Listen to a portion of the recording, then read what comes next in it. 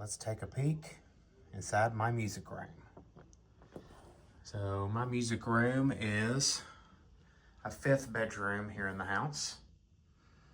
And we'll just kind of take a look at everything I got going on in here. Now this room has changed many times, and probably when I do this again, maybe next year or so, it's probably going to look different. But the first thing we see when we come in here is this cross here. And this is kind of interesting because I moved to the Nashville area from West Tennessee back in 2005. And I was buying just some decor, stuff from my first apartment and all that at a little dollar store called Fred's back in Greenfield, Tennessee, where I'm from. And this is probably actually the only thing left that I bought over 20 plus years ago, moving into my first apartment. And I've kept it ever since.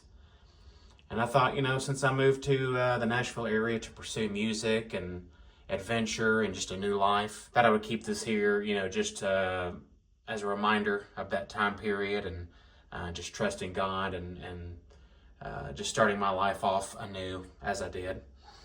I've got the music wall plate here for the switch. And we'll work our way around this way. I honestly do not remember where this came from, but I always thought it was cool, and actually it's blue. It looks kind of black here on the camera, but it's blue, so it kind of reminds me of my bass. Right here, Then Sings My Soul. We got another cross here, music related. And this is also where I shoot most of my videos for church when I lead online worship for my church, Stones River Baptist Church. And we'll get to that over here in just a second. I'll kind of show you where I usually set up for that. This right here is the newest edition. This is from my trip to New Orleans for Rockin' 1000. As you can see in here, I can just zoom in here. Yeah. So that little barcode there was in our app, so we used that to kind of scan in and out as we checked in, like our packs and stuff for the in-ears. So they printed that out, but we could just use the app, so I kept that. These 3 bracelets, it was supposed to be one for each day, but they suggested that we just put those on, the red, the black, and the white one. Put them on and just keep them on all weekend, because that's how you gained access to the backstage area and all that. And then this blue braided bracelet, my daughter Sophia made that for me before I left, because she was making some, and I said, hey, make me a blue one because my suit's going to be blue. So I actually wore that on stage with these, and I figured, well, I would just encapsulate it in this shadow box. And they also gave us a couple of free tickets that we could hand out, if we had friends or family in the area, or just hand them out to strangers. But it was a goal of mine when I was, first going to concerts, 17, 18, 19 years old, to one day be on a Ticketmaster ticket. Which is funny because now everything is digital. You scan your phone to get into the event. But for me, actually having a physical Ticketmaster ticket, it doesn't have my name on it, but I was a performer in this band at this event.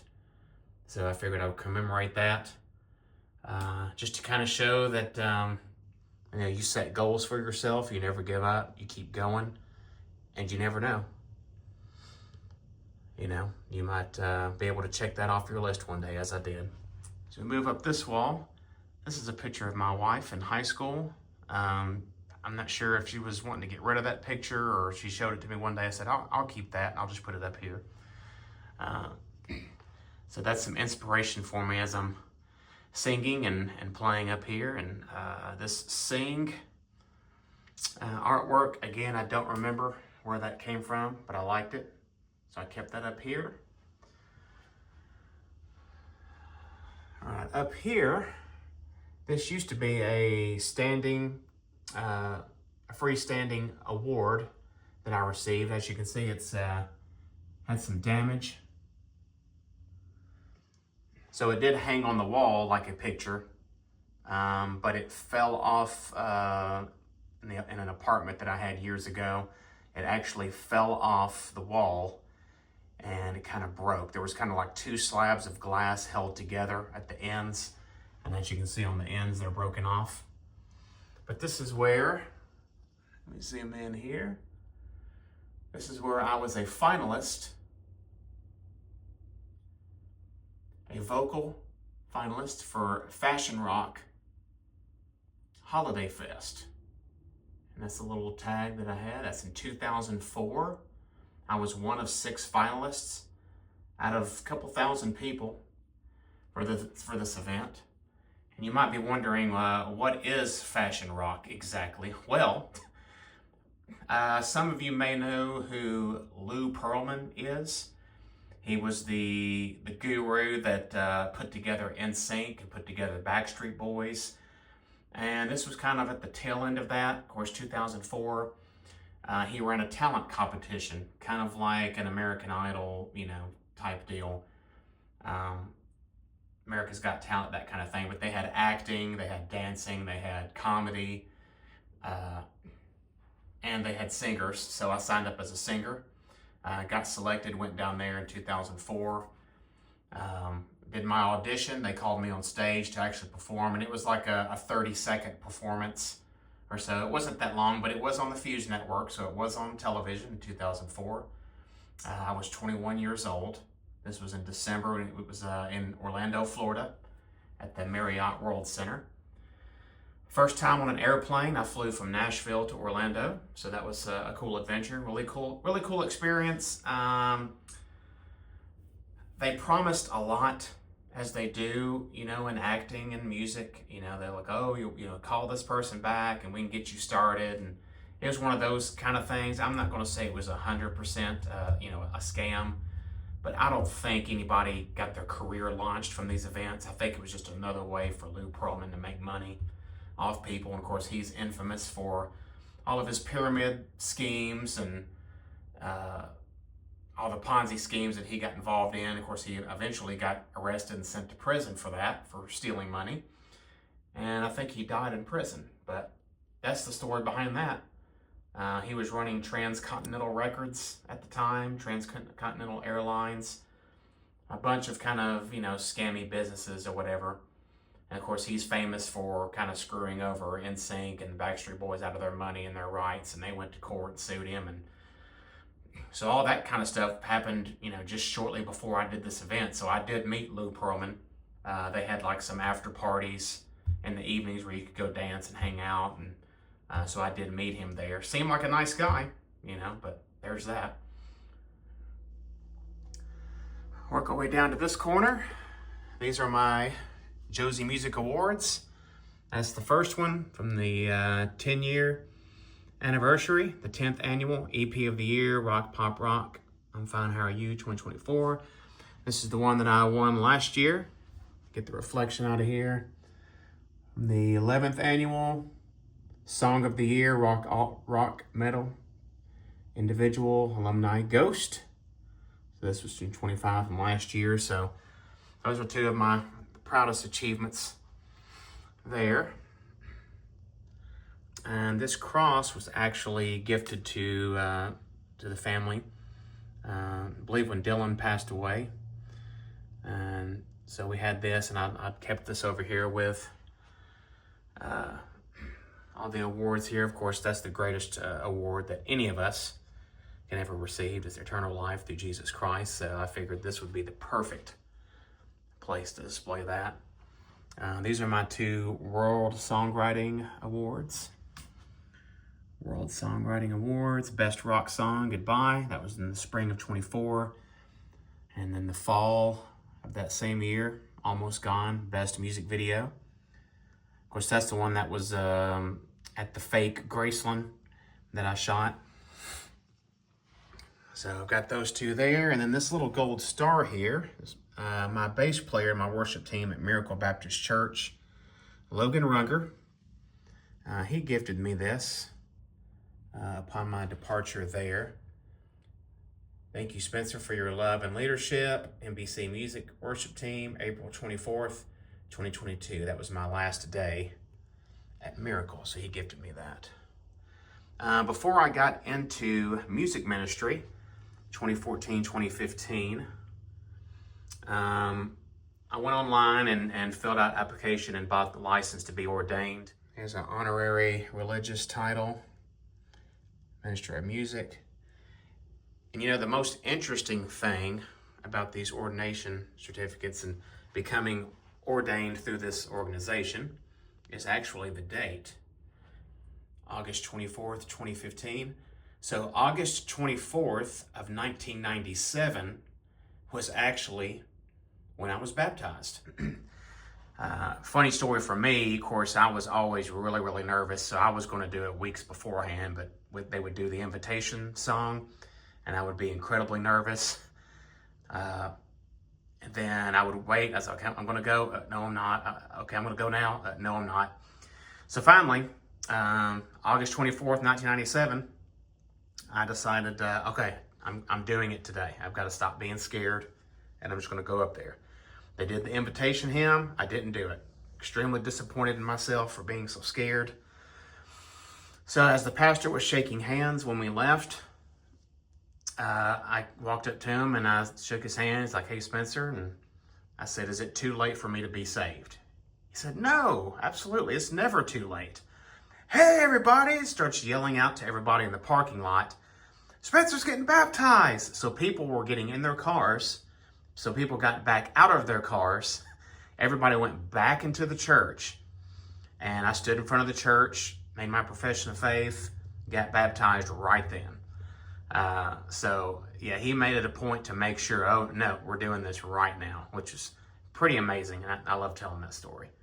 But yeah, I thought that was funny that, and this was not planned whatsoever, that I received my ordination credentials on the same exact day. What would that be, 18 years later? Yeah. Same exact day as I got baptized. All right, now we'll move over to one guitar section. Singing and songwriting is more of my passion, and performing. So that's probably my first love. And then I've been playing guitar for, well, at this point, 30 years. So I don't have a large guitar collection. I've got a few up here. I've got a couple downstairs. But I'm not one of those people who just buys a lot of guitars and keeps a lot of guitars. I kind of keep and use what is practical, what I need to use. This one right here is a PV that I actually just got. I traded an old acoustic that I had that I wasn't using. I kind of had that on this wall, which I'll get to in a minute. Kind of had just like a retired wall where guitars I really didn't use. Of course, the bass I still can use and still will use. But just recently got this one on a trade. Electric guitars, this one here is another PV. This one was gifted to me. The first church I served in, I would play electric occasionally. Before that, it had to have been back in 2005, 2006, the early Generation Down days, if you know me from that band. When we first started, we were a four-piece. I played guitar and sang. Then we made the decision to add a bass player to the group, which was Brian Russell at that time. And then Scott, he was playing bass. He much better guitar player, actually. He was just playing bass, I think, for the sake of the band, and he went on to do that. So at that point, I was just the lead singer, and I actually really enjoy the freedom of that. I do love playing acoustic guitar, just strumming and singing. But yeah, playing electric guitar, I think when I was about 14 or so, I wanted to be a really good guitar player. But by the time I came of age and I was an adult, 18, 19, 20, 21, it was more about the singing and performing than it was. And to be honest, I've played with such great lead guitar players that to me it was always, well, I want you to be in my band and you play guitar because you're way better than I am. So it's like, I can play drums, but I don't consider myself a drummer. So if I'm playing in a band with a great drummer, okay, I'll let you do that. You are the drummer. That is your talent. So I kind of feel the same way about guitar. I'm a really solid rhythm player. I consider myself a really good strummer. But, being a lead guitar player, having endorsements and buying guitars and just really making that my life is really not really the way I see guitar, actually. This is a custom Funko Pop that my wife got me for Christmas. Actually got my name on it. It's got a microphone, a guitar. So I thought that was great. I said I'm gonna put that right on the wall with everything here. This is my first overseas award, the Red Carpet Award Show in Europe. Best Rock Original, Almost Gone. This is, I'm sure you've seen this in some of my videos. As you can see, I've cleverly hidden the cable back behind here. But this is my little Illuminating Records sign, so you can get it really bright, bring it down. So I thought that was cool. I saw that. So I had that as the backdrop of a lot of my videos as well. I've got several of these canvases. These are ones that, again, they were Christmas presents from my wife. Just really special moments captured and converted to canvas. I think these were all done via Walmart. This was where I won my first Josie Award. These are professional pictures. So she made these for me for Christmas a couple years ago when I won my first Josie. Here's one with my solo project, Ezel. As you can see that I played bass and sang for a couple of years. Honestly, because I got tired of looking for a dependable bass player at that time. So there's Eric Brewer. This was at the Hard Rock Cafe in Memphis, the old Hard Rock. This one as well. Playing bass and singing. So I actually had the opportunity to play at the final show at Hard Rock Memphis before they moved to their new location down the street. And I played that one as well.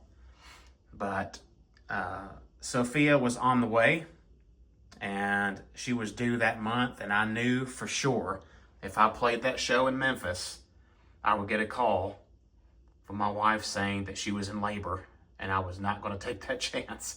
So I did end up, I think 2016, these pictures are probably 2012, 2013, something like that. In 2016, I did finally play at the new location, and now I don't think Hard Rock is even in Memphis anymore. So I did finally play on Bill Street, which was a goal of mine, and I've actually got a ticket over there that we'll get to in a minute. But a goal of mine growing up in West Tennessee, going to Memphis for the Bill Street Music Festival and stuff like that, was one day I want to play on Bill Street. So I did accomplish that as well. This canvas is pretty special because this is on an LED screen. This is a picture we took of it. Friday, July 26th, and this was 2013. This was me being advertised as a performer at the Hard Rock Cafe in Hollywood, California. I played about a 2-hour set there back in 2013. It was mostly originals. We did do a few covers. Some local friends there, Mark, Kevin, Tom. We got together. I sent them stuff ahead of time. I emailed them music. And we had a rehearsal earlier that day. I rented out a rehearsal studio.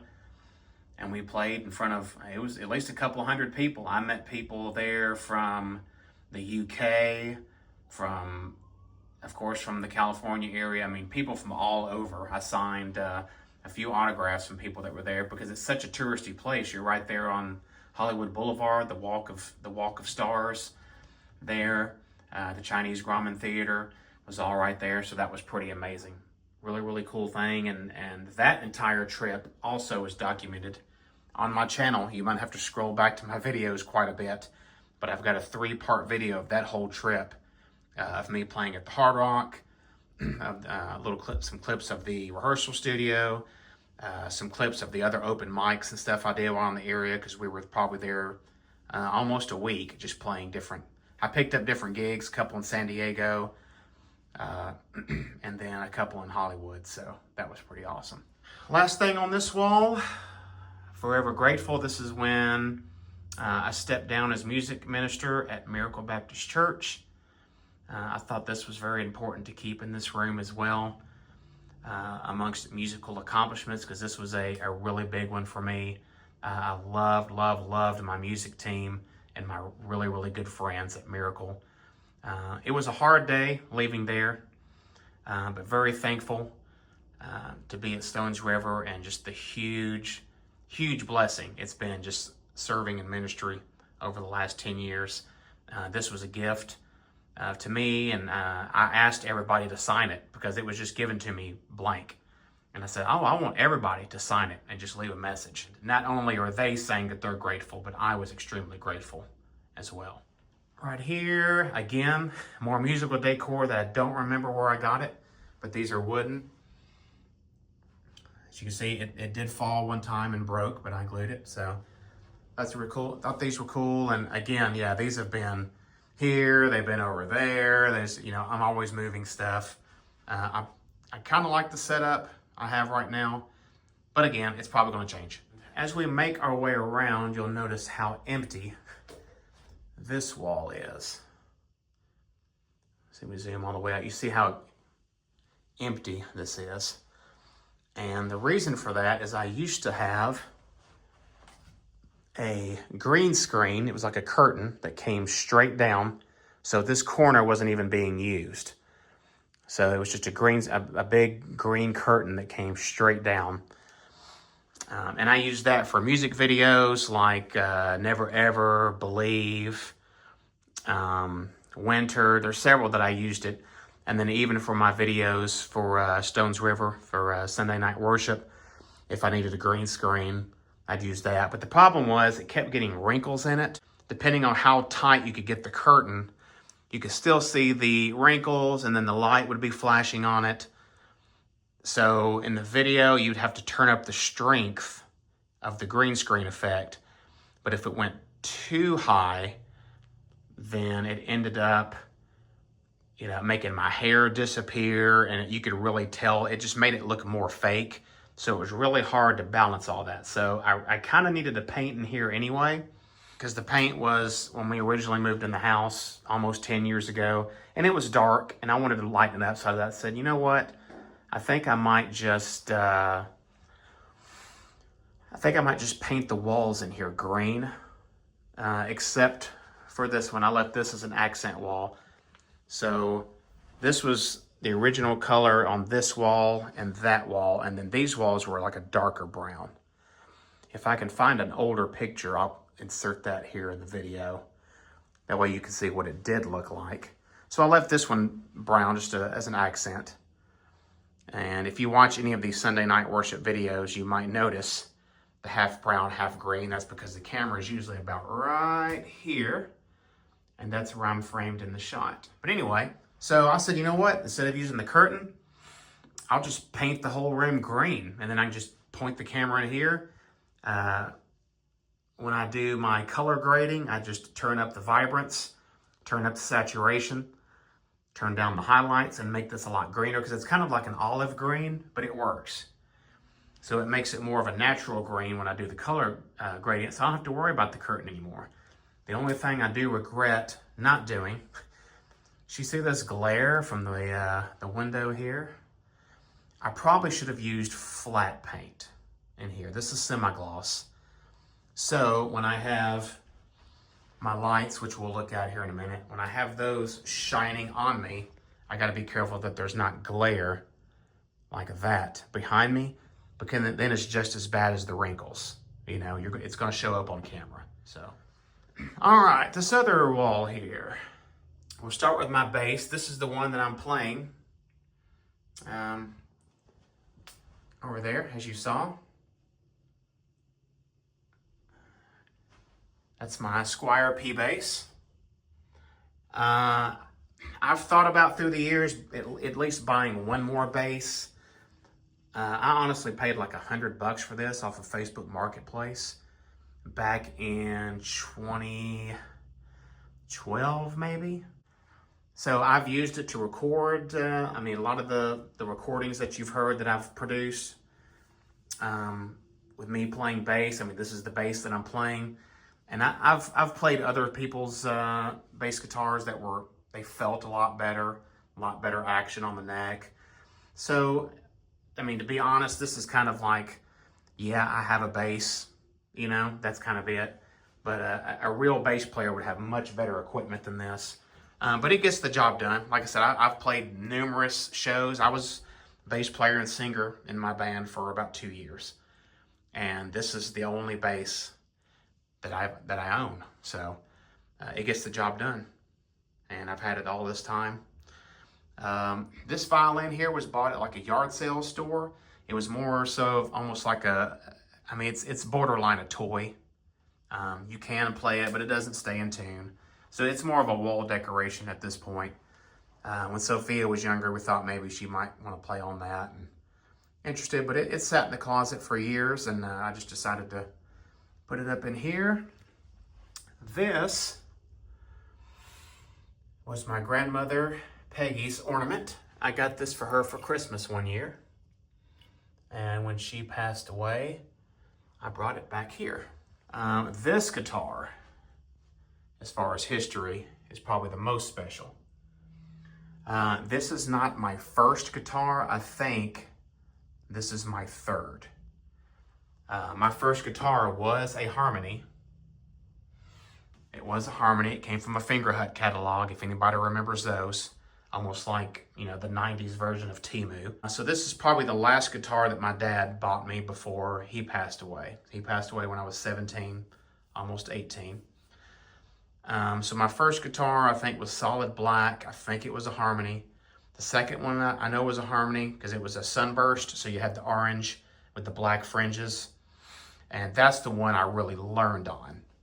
I think I ended up putting stickers all over that. Then I think I sanded it down and painted it.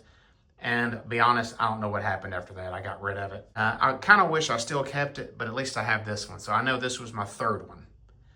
So this is when I'd already knew how to play and I was first starting out when I was 18, 19 years old. This is the guitar. Only thing I've done, I think I kind of sanded the fretboard down a little bit. But yeah, it's basically just sitting here, you know, as decoration, but it's a part of history for me.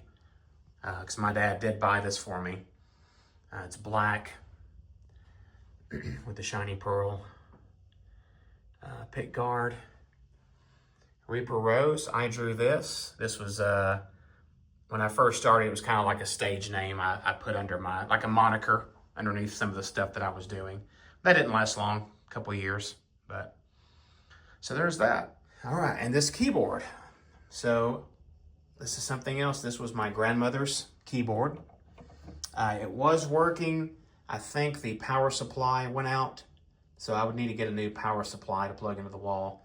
I just haven't done that yet, but it was working, so I just think the power supply went bad. And she actually made these towels for me. I wrote Ezel, Spencer. I've got one downstairs. But these were kind of like sweat towels when I'm performing. Wipe the sweat off kind of thing that I could keep with me on stage. But I've kept them up here as kind of like decoration. So, you know, because my grandmother and grandfather were both musicians, which brings me to these pictures here I have. That's my grandmother, Peggy Ezel, right there. That's her guitar.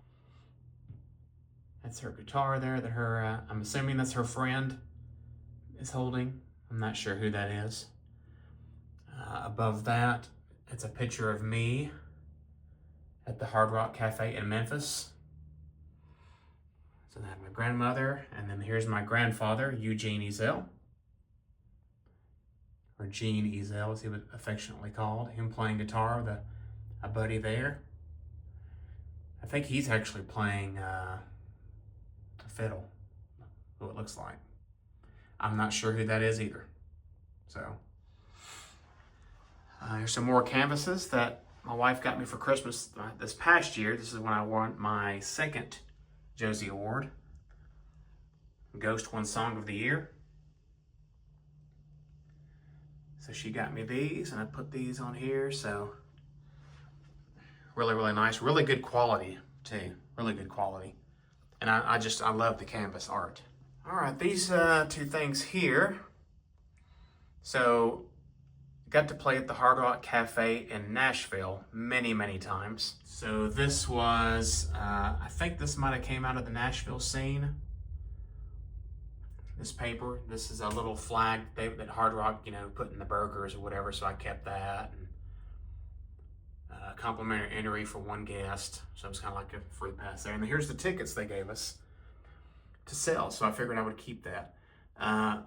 Going back to when we first started this room tour, I was talking about buying this cross in 2005 before I moved to Nashville. Once I got here, it was one of my goals to be in the Nashville scene, because that was a big newspaper back then. They sold them everywhere, had announcements for shows. And again, back I wanted to be on a Ticketmaster ticket. So that's a goal that I wanted, finally achieved. I wanted to be in the Nashville scene just for something. And there I am being promoted, playing with my actual photograph right there in the Nashville scene.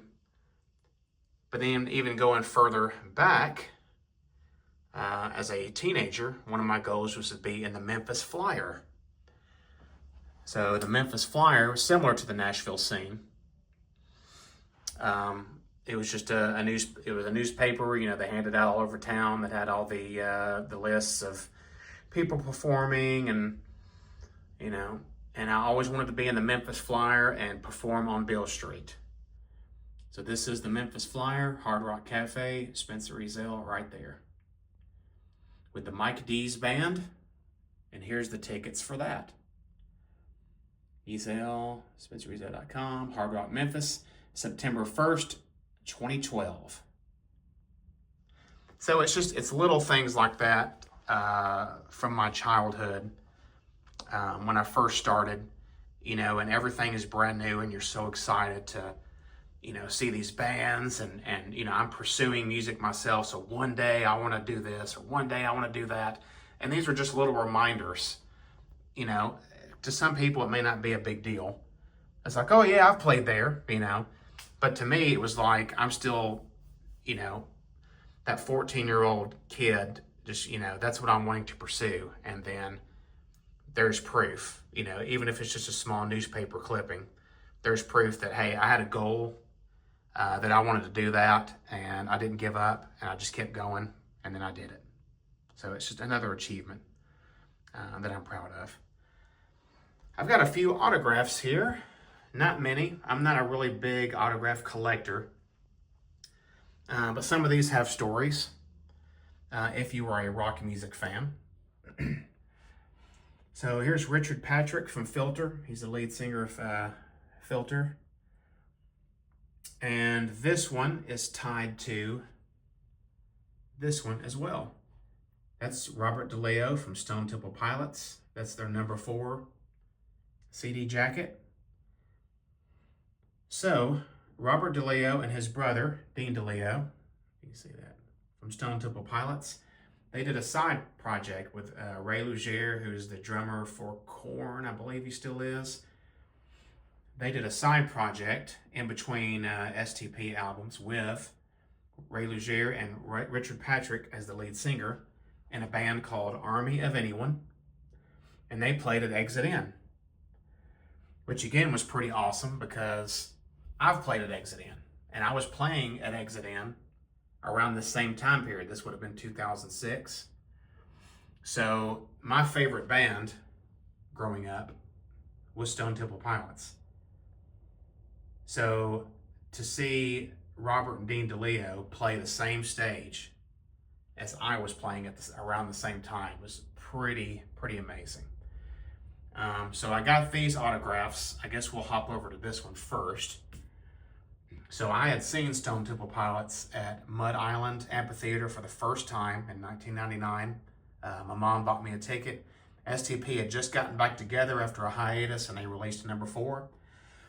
So I went and saw them then, and then I saw them at Starwood Amphitheater, and then I saw them at the Beale Street Music Festival. I forget what year that was, probably 01, 02, something like that. So then in 2006, again, Robert and Dean are playing at Exit In, and I get there early, and I go right up to the very front of the stage, and I said, I'll stand here for 2 or 3 hours. I don't care. I'm going to be right here to see, the brothers from STP right here in front of me. Because before then, you're in these big arenas, or big amphitheaters, and it's such a bigger experience, and there's a few thousand people there, and it's just like, it's these big music stars that you can't touch, and now I'm in a club and they're right in front of me. So it's 2006. So I was 23 at the time, so I was super excited. So Robert Deleo comes out on stage. He comes right to me. He's waving at people. He shakes my hand, which was great. And then at the end of the show, Dean Deleo, this pick, it's an Army of Anyone pick. If you can see that. Yeah. At the end of the show, so Dean Deleo hands me his pick as they're saying goodbye to the audience. It's like, oh my gosh. So my mom had told me stories of back in the day when she would go to concerts. She would run to the back of the club and wait for them to come out the back so she could meet them. I said, well, you know what? I'm going to try that. So I ran to the, as soon as they said, thank you, good night, and Dean handed me the pick, I worked my way from the front of the stage through the packed house. Just excuse me, all the way through. I went around to the back of Exit In. I knew exactly where the entrance door was back there because, again, I've been playing there. And I saw the tour bus, and I assumed I would have time to walk around to the back, collect myself, and I'd just stand there and wait. As soon as I came around the tour bus, here comes Robert Deleo from Stone Temple Pilots. He's looking behind him, talking to somebody. He turns around and sees me, and we're face to face. So, of course, I run up to him. I say, Robert, I'm a huge fan. I'm a musician too, and everything I do was inspired by you guys. And he gave me a big hug. He was super gracious, super nice. Every interview I've seen with him since then on YouTube and stuff, it was, he's the same guy. He's just very, very soft-spoken, super nice guy. He signed my CD jacket. And, of course, I was so enamored with him just because I grew up listening to them. I didn't even ask if hey, is your brother Dean on the bus, or can I get him to sign this too? It never even crossed my mind. So I really do wish I would have asked. But like I said, I was just in shock that a few years ago I was watching these guys in an amphitheater with thousands of people, and now here he is right in front of me. My favorite band. So that was pretty incredible. And then this was a Christmas gift from Tikas. He gave me this guitar pick for Christmas. He asked me what my favorite band was. I told him. And he gave me that guitar pick, and I said, I know the perfect place to put it. This is my STP piece right here.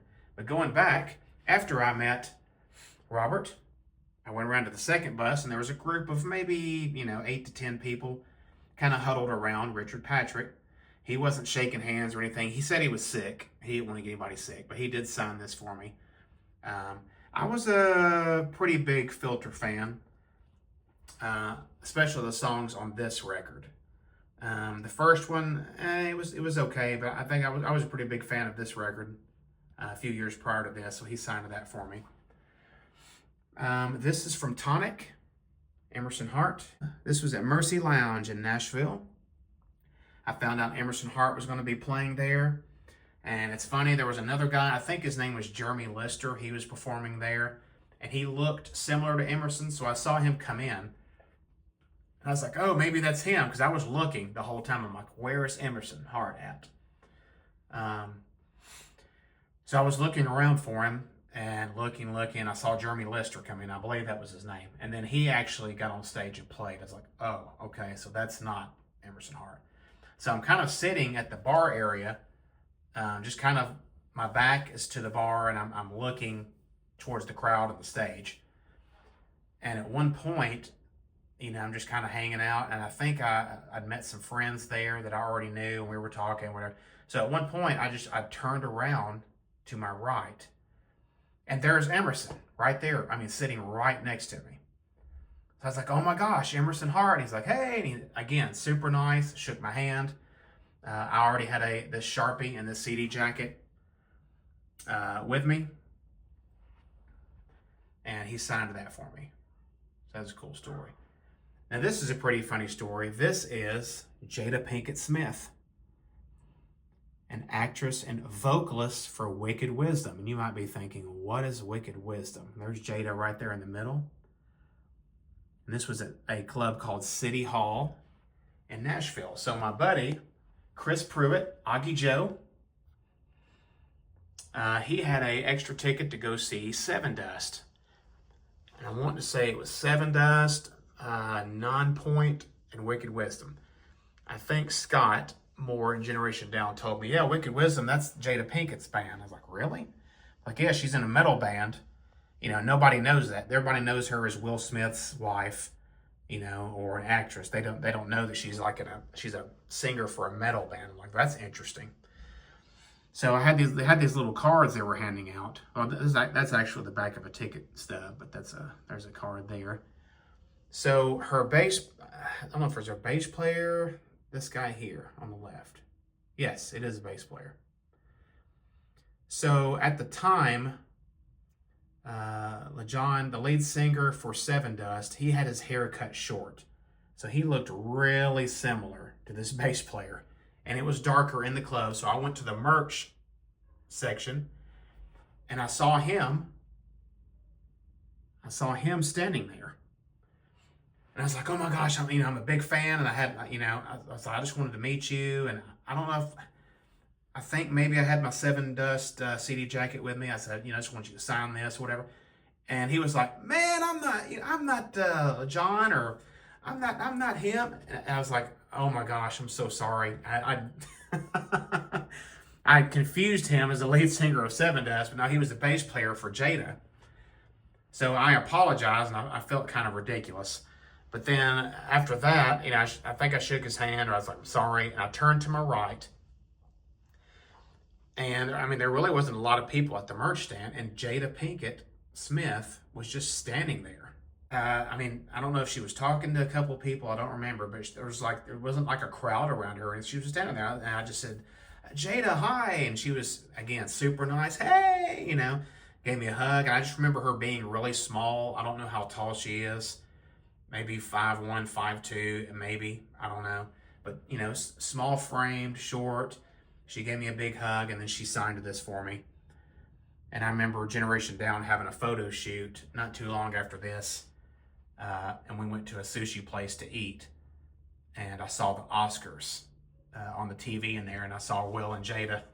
I was like, oh, wow, I just met her, So I knew Jada Pinkett from the movie Set It Off in the 90s, from The Nutty Professor with Eddie Murphy in the 90s. So that's kind of what I knew her from. I knew she was married to Will, but other than that, that's kind of how I knew her. So that's about it as far as, the stories behind some of the items in here. I guess I could show you. This is where I usually cut my vocals. For my Black Sunrise, I'm actually recording vocals at West Side Sound with Jeff Shannon. But some of my solo releases, War Paint, that was just released as of the shooting of this video, Ringside Seats, that whole album, I'm Fine, How Are You, that EP, Backroads, the modern country EP that I did, they were all cut using this mic. And I've got this the sound dampening attachment here. I got my pop filter right here. These are the monitor headphones I'm using. Just a good set of Beats. I think these are Solo 4s Beats. So yeah, this is where I cut my vocals in this room. Works out really well. This is a really, really good mic. I think I only paid maybe a little over $100 for it. It's been great. This hymnal. So when I'm shooting my church videos, most of the time I'm using a hymnal. Sometimes I use my iPad. But this hymnal was actually a gift in Christmas of 2014 from Jason Sneed. He was the worship leader at Stones River in 2014. This was just before I got into ministry myself in 2015. He was kind of mentoring me and talking to me about everything. Of course, I was a backup vocalist and guitar player for Jason during this time. And then he was kind of mentoring me and getting into worship because I told him that I was receiving that call and I wanted to answer that call in the music ministry. So this is just his way of saying thank you. And he got me this 2008 Baptist hymnal. So Jason, if you're watching, I still use it all the time. Thank you. These are my softbox lights. So you can adjust the brightness. Let's see what we can do. So that's cool. That's cool. This is warm, so it's kind of like an orange tint. There we go. Now you can pick it up. And then this is kind of a mix of both.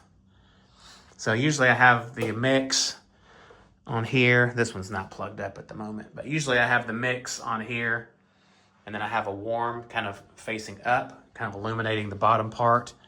So with music videos, and especially my church worship videos, I want everything to look and sound as professional as I can. So I try to make sure everything's well lit.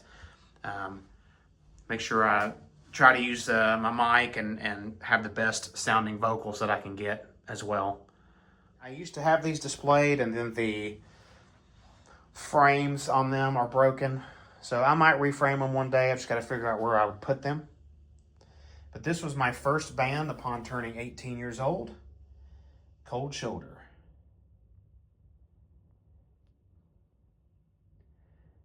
You can see we had a few recordings that we were working on. Kind of like EPs. I guess we did have probably an EP put together at most. But we had several original songs. Some that I wrote, some that Leonard wrote, some of them co-writes. So this is one that had King's Share and Sympathy on it. Autographed. So there's my autograph at that time. Chad Turnbow, Lynn Davis, Dave Purity. A couple other ones here. Like Me, that was one of the first songs I wrote. Tranquility, which I just redid. King Shares, you see that's 2002, 2003. And this is just a burnt off CD here. This had 5 songs on it. So this is just something I put together. So I'm guessing, no, I don't think that was our last. We did I think maybe in February of 2004, we did like a reunion show, but this was kind of the end of our main run. So yeah, we went from 2001, 2003, a couple years. Looking back on it now, it feels like it was longer. But yeah, just a couple of years. There's a good picture of the 4 of us. Now, before Dave Purity joined us, we had 2 other guitarists. Stacy Rudd, there's his signature. And that's John Edgen on lead guitar. Great guitar players. There's Chad.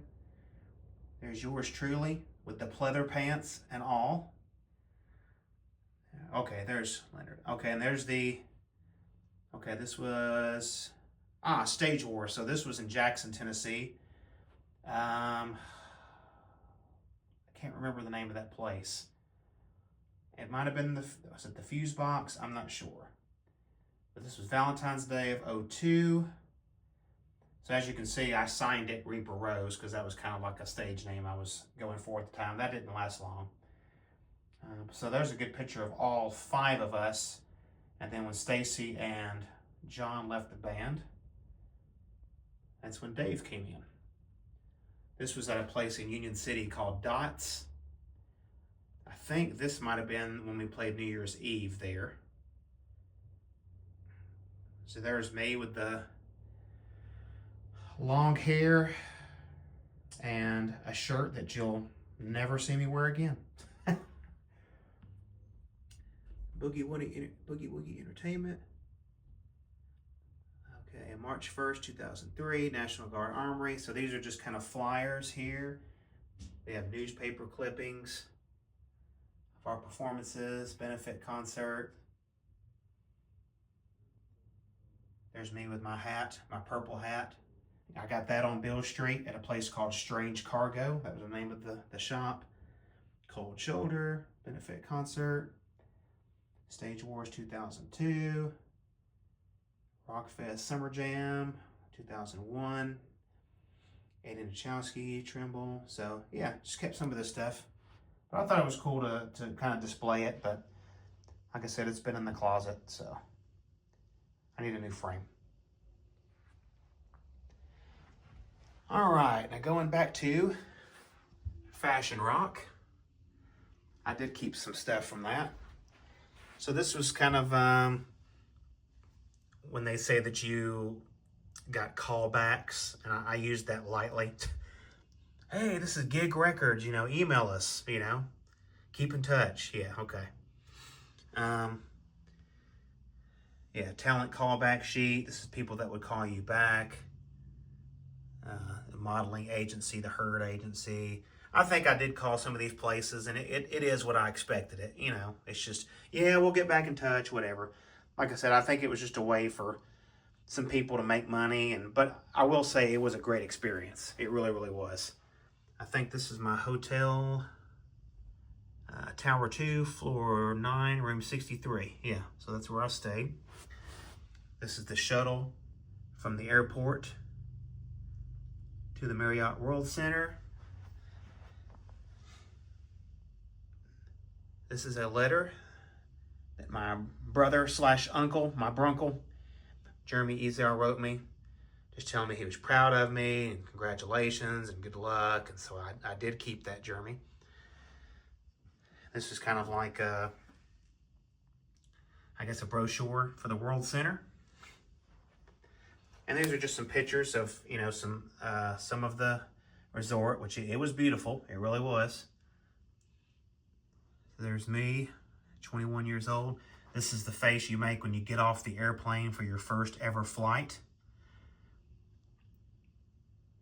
There's me in the pool. Here's some people that I met. I kept in touch with a little bit afterward, but not long. You just kind of lose contact. So I just kept some of these pictures. There's the stage that I performed on when I got picked as a finalist. And then you can see the tag on my jeans there, 1196. I kept that. So that's it right there. So yeah, that's a certificate of attendance. So yeah, I kept that. So again, that was another cool display that I had up for a while. Like I said, I think the frame was just a cheaper frame. So I've still got one up here.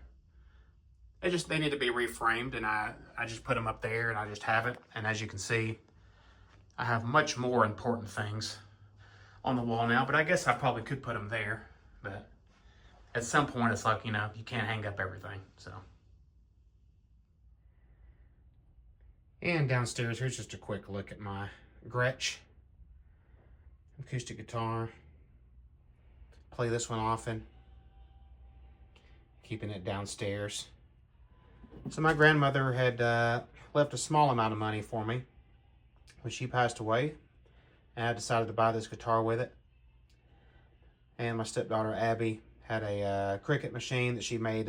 She can make stickers with, so I took my grandmother's signature and made this sticker out of it. So it looks as if she autographed the guitar that she bought for me. So this is a great sounding guitar, love it. Then also downstairs at the moment, I have my Breedlove 12 string. So I just got this restrung, so I've been playing it now a little more. Depends on what song it is, but the 12 string can sound really great on certain songs. But I would say this one and then probably the white Gretsch are the ones that I play the most. So another great guitar. That is it for the music room tour. I hope you enjoyed everything. I hope you enjoyed the little snippets of history and personal interactions I've had. Like I said, this room is it's more so like a recording studio / video studio, and then a lot of the stuff you see hanging on the walls does have special meaning and purpose to me. And I hope you enjoyed learning some of that today. Make sure you like the video, subscribe, comment. If you have any comments to leave, if you have any questions about things, or if you want to make any kind of more videos like this, because mostly I just post like shorts that I'm doing, music video productions I'm doing, documentary style stuff on experiences. So yeah, just let me know. Hope you enjoyed the video. I'm going to be posting a lot more here this year. Thanks again so much, and have a great day.